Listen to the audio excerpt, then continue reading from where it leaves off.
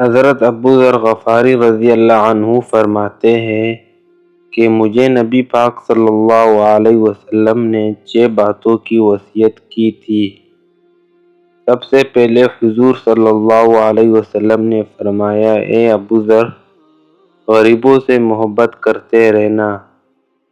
دوسرا، نبی پاک صلی اللہ علیہ وسلم نے فرمایا، جب بھی دیکھنا نیچے والوں کو دیکھنا، اوپر والوں کو نہ دیکھنا۔ مالداروں جاگیرداروں پہ توجہ نہ کرنا، ذہن خراب ہوگا۔ نیچے دیکھنا، غریبوں کی طرف توجہ رکھنا۔ تیسرے نمبر پر نبی پاک صلی اللہ علیہ وسلم نے فرمایا، ہر حال میں حق بات کہنا، اگرچہ وہ کڑوی ہو۔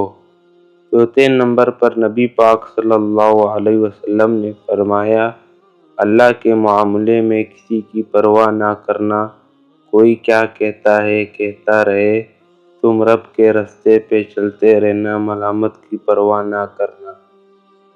پانچویں نمبر پر میرے نبی پاک صلی اللہ علیہ وسلم نے مجھ سے کہا تھا، اگر رشتہ دار تجھ سے تعلق توڑے بھی نہ تو جوڑ کے رکھنا۔